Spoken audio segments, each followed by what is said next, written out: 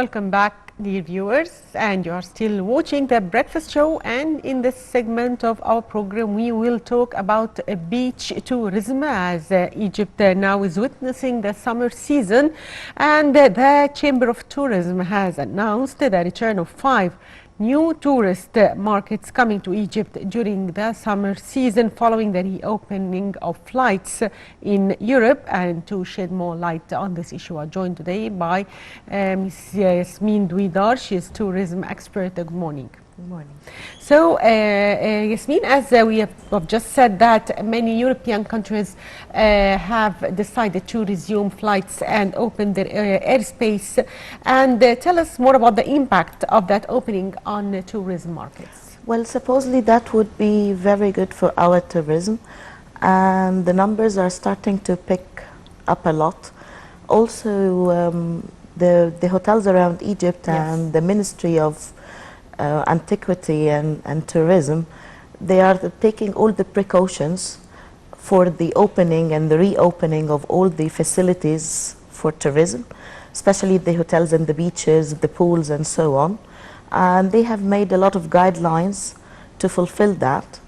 Also, they made a very nice video for the tourists with the guidelines of the opening and the safety for the pandemic itself. Mostly all the employees around tourism are being vaccinated.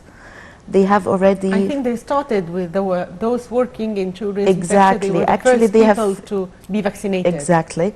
They have already finished vaccinating the all the population working in tourism in the area of Sinai, South Sinai, and the beach resorts totally. And nowadays they are getting to finish also the vaccination for all the people around tourism in all the other sectors and all the other places around Egypt, in Luxor, Aswan, and so on.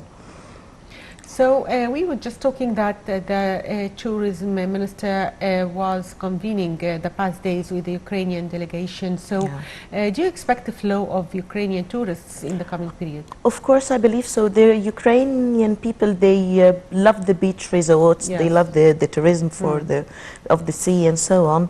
And it's summer, so they already they are in the Red Sea, of course. Of course, they love it. And again, they have been the first people to come after the pandemic.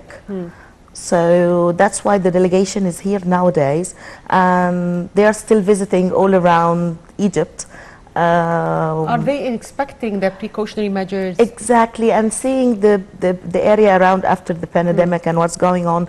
They have a lot of journalists and delegation and plenty of people from different sectors of the government and there. I think last month there was also delegation from tourism bloggers who visited Sharm el-Sheikh, and they, of course, they promoted for Egypt, as they wrote on their pages more about Egypt. And this is actually where we are heading now. Now we are trying to let's say to relate more to the social media, because this is what people look around basically easily every day. So nowadays we are trying to promote Egypt and tourism in different ways, and depending on social media big time, to tell you the truth. Because nowadays even people from Egypt, they are making their short videos to show how people are dealing around the places, how they are, and so on. Even people that they don't really belong to tourism sector, this is what they are doing now. It's like a trend on social media. So we are trying to take the benefit of it, let's say. Yes. So also the tourism minister participated last month in the ATM in Dubai. He was keen to communicate with Arab tourists and to promote for Egypt and for summer. Of course, we have many Arab visitors in during summer especially. Season. So how do you see the minister's keenness to target Arab tourists in this period? It's a basic market. It's a very important market to our country. They've always been there in summer. It's like the second home. So let's keep it that way, because both of us, we benefit both ways. They benefit because they come, they enjoy it and they have fun, and they enjoy a lot here in Egypt, especially in summer because the weather there is not that good. So here they can enjoy better weather for them, and of course they can enjoy the going out and the nightlife and all the touristic features that we have around here. And of course we cannot just make that disappear. So this is a very good place to start to regain the trust back in our tourism, to tell you the truth. Yes. Not only for the foreigners, for the Europeans and so, but also for the Arab country, because they regenerate a lot of currency in the sector itself and in the country. So this is very good for us. So also, if we talk about the readiness of the tourist resorts in Egypt, in Hurghada, Sharm el-Sheikh, Marsa Alam, to receive tourists, do you think that these places now are ready and are meeting the criteria of the precautionary measures that should be adopted? Well, of course, nowadays all the hotels that are open, they have fulfilled the precautions and the guidelines, fulfilling the guidelines of the Ministry of Health and Population and the WHO. Yes. And all the hotels now, they have access for sanitizers everywhere. They use the anti-infections, anti-spread of the virus tools to spread it everywhere around the hotel. Actually, these resorts don't record high rates of corona. No, from not the really. first beginning. Not really. Yes. But even though they have all the precautions nowadays, if the hotel has fulfilled all the requirements, they got a seal. This is what going nowadays. The Ministry of Tourism, they give them like a seal or a logo that is on the hotel, so tourists, everybody can see it, and it's more like a hieroglyphic logo that calls for life, health, and prosperity. And it's the sun warming Egypt with its rays, and the Ankh sign, which is considered of life, and the sign of health, also, and prosperity together in one logo. And that means that this hotel has fulfilled all the requirements and the guidelines of the WHO, and it's quite safe to be around. All tables should be placed 2 meters apart from each other. Even chairs are placed 1 meter apart. Some beds are the same. Elevators are supposedly to work 50% of their capacity as the maximum load. And of course, the hotels are working on 50% capacity till now? Nowadays they are working 70% capacity. This is the last that we have. But elevators and so on and tight places are working 50% of their capacity as maximum load. Towels and linens and fabric and so on are totally hygiene through steamers. Yes. They should have a professional steamer for that. And of course the towels are washed in very, very high temperatures. Yes. To provide all the precautions and the safety that they can do, that they can have. Yes, also one of the activities of the Ministry of Tourism is launching the online e-visa portal for tourists, and to what extent this move will facilitate the arrival of tourists to Egypt? And what are your tips to tourists who are coming to visit Egypt for the first time? Well, my tip is to enjoy, to tell you the truth. But of course, facilitating everything for the tourists easier, to be easy, the visit to be easier, like the e-visa and so on.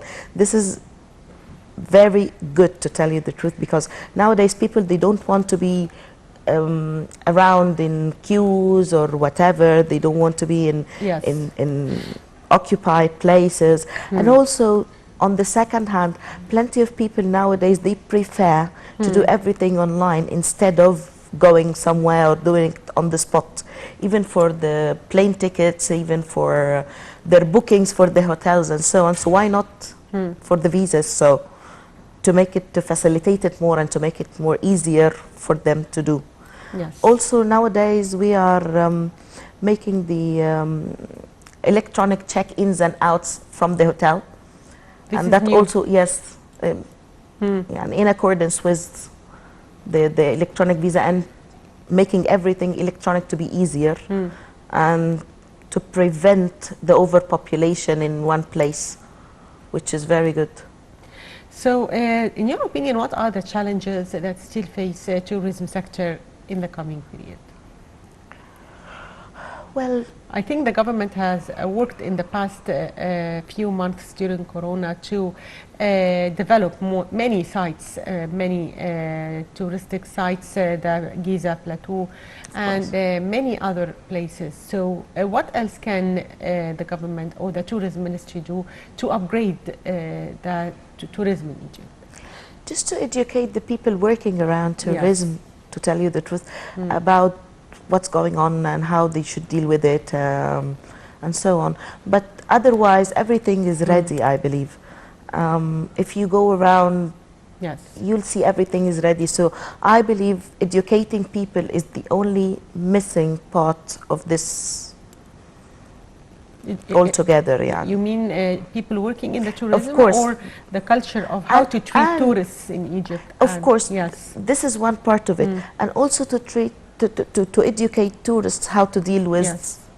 the nowadays situation and so on. That's it. But otherwise, all our facilities are ready. People are ready to work. Yes. They are keen to start working. The hotels are ready, the sites are ready and waiting for tourists. Yes. So, except for educating people how to deal with the nowadays situation and how to deal with the pandemic worldwide, not only people working around tourism sector itself, but also tourists coming from abroad and inside tourists, also the Egyptians themselves while they are around beaches and so on. That would be the trick. Nothing more. Yes. Do you think that also the North Coast will be targeted in the coming period by tourists, or they will only be attracted to the Red Sea? No. Actually, tourists have started to target the North Coast nowadays. Yes. Especially we after have promotional campaigns for. Of course, especially areas, after the new hotels city. and the new Alamein city and so on. So actually tourists has started to hit this area nowadays, even if they are people who know some expats living in Egypt, or they have friends and so they go with them, but still we are starting to promote this area nowadays, and I think it will work very soon. Yes. So if we talk about cultural tourism and the preparations for the opening of the Grand Egyptian Museum, how do you see these preparations? Are we approaching this day or not yet? Inshallah. Still working. Yes, of course, we're still working on it, but we'll approach it very soon, I believe, because we have made the parade already. We have opened the museum in Fustat. People are looking around, so we are so ready for the opening of the Grand Museum and the resumption of tourism and the life itself. People are waiting for it. Everybody's so eager to see what's going on, and I believe there were rumors they were going to open it by the anniversary of Tutankhamun discovery. So because they are showing the treasure of Tutankhamun, it's one of the masterpieces there. Yes. So I believe there were rumors saying that they will wait for the anniversary of the discovery and they will reopen the museum at a time. Also, Minister of Tourism Khaled Anani held meetings in the past days to develop visitor services at archaeological sites and museums nationwide. So what is the importance of this move? Sorry? The importance of this move of making it more easier for visitors in the archaeological sites. Actually, this is the key point of people to come back easy and the flow to start coming back, because if people are not really comfortable around the area, if they don't feel safe around the place and so on, they won't do it. Also, facilitating the movement of tourism of tourists is very important, as we have seen now many infrastructure projects, and places will be connected easier, the distance between the distance, I'm talking about Aswan and Cairo and many other places. There will be more facilitations offered to tourists in the coming period. To what extent this will impact the industry? It will do a lot, because if it's easier, it's safer, it's easy to access from a place to place. Then if we are on the beach, so we can easily go for Luxor, for example, this for the culture tourism. Yes, we have. Yes, I think this is the new project to connect Luxor and Aswan. They were connected, but the roads were not that good. So it would take time and effort from tourists and from the people working around the sector, from the police and from. But nowadays, after the infrastructure and the new roads being built and being renovated also, it facilitates a lot, because it will make it faster and easier to transfer from a beach place to a culture area like Luxor and Hurghada, for example. So now we can mix between cultural tourism, of course, and beach tourism. If you're in Marsa Alam, you can very easy access to Aswan. If you're in Hurghada, it's very easy access to Luxor. So you can enjoy So we have both. Now these roads built these days? Better. They were built already, but now they are much better. They are renovated. They are good roads to travel on. So it's easier and faster to go. If it used to take like 3 hours from Hurghada to Luxor, so nowadays it would take an hour and a half or an hour. So that's a good thing. If it used to take to Aswan from Marsa Alam like 7 hours or more, so nowadays it will take like 4 hours, which is again very good. So, so this is actually what we are doing, and that's the impact of the refining of the infrastructure and the renovation of the roads nowadays on tourism. Yes. So Taba is one of the wonderful tourist areas in Egypt. To what extent can this area be subject to development and placed under the microscope in preparation for its support as one of the areas attractive to tourists? Well, Taba is a very nice place, and it has already a lot of nice, luxurious hotels. Yes. And it also has some nice budget hotels on the other hand. Yes. It has the natural scenes and the mountains at the backside, but it also has the sea, the Red Sea and the reefs. Yes. And everybody who loves the sea and loves snorkeling and diving are aiming for this spot. Yes. So nowadays, also the refining of the roads there, they are trying to renovate the roads in this area and to clean it a lot.